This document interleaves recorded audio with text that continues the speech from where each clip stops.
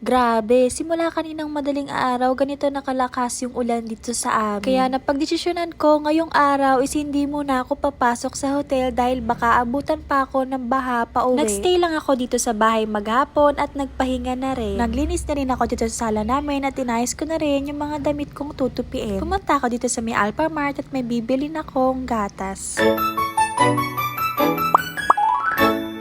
Hi guys! I'm Miss Noel, an HM student / content creator. Hindi ako pumasok ngayon sa hotel dahil grabe, sobrang lakas kasi ng ulan kanina pang umaga. At inisip ko baka abutan rin ako ng baha pa uwi mamaya. Mas mabuti nang sigurado, kaya kayo guys keep safe sa mga bahay nyo and stay dry. Dito guys, umiinom na ako ng Shepu Apo at hindi talaga to mawawala sa araw ko. Dahil nga ilang buwan ko na itong ginagamit at nakikita ko na yung improvement niya sa skin ko. Sinasabayan ko rin niya ng Beauty Weight capsule nila dahil meron siyang glutathione, collagen at Garcinia Cambogia. Kaya masasabi kong best combo bundle talaga itong Shepu Apo at ang Beauty White capsule. At after nun, inayos ko naman itong mga damit ko dito sa sala para malagay ko na siya sa damitan. At naglinis na rin ako dito sa sala namin. Pagkatapos ko maglinis ng bahay, pumunta naman ako dito sa shop namin. Tingnan nyo guys, kahit tumuulan, marami pa rin nagpapagawa dito. At opo, ang business po namin is motorcycle shop. Located po kami sa Panorama Street, Kupang, Antipolo, Rizal. Kaya kung malapit ka sa amin, pwede kayong magpagawa dito. Lumabas ako saglit, pumunta ako dito sa Alphamart at bibili ako ng gatas. Pasensya na kayo sa boses ko ngayon guys, meron kasi akong sipon ngayon kaya nahihirapan ako magsalita ng maayos. At ayan guys, nakabili na ako ng gatas at kumuha lang ako dito ng tinapay. After noon, nagbayad na rin ako. Pagbalik ko dito sa bahay, maya-maya lang nagtimpla na ako nitong binili kong gatas. Tinimplahan ko rin dito si Mr. Cordero. Simula kasi kaninang umaga is nasa labas na si Mr. Cordero kahit bumabagyo. Pinuntahan niya kasi yung bahay nila sa Tumana at chinecheck nila yung tubig. Dahil nga sa mga nakakaalam, ang Tumana Marikina po is laging binabaha kapag ganitong bagyo. Kaya yung mga tao doon is nakaantabay talaga sa pagtaas ng tubig. Kaya binigyan ko rin si Mr. Cordero ng gatas para kahit papano makainom siya ng mainit. At tingnan nyo naman guys, oh, tuwang-tuwa. Dito ko natatapusin yung video na to guys. Maraming salamat sa panonood. See you again in my next vlog. Bye-bye! Keep safe sa inyo guys and stay dry po sa inyong mga bahay.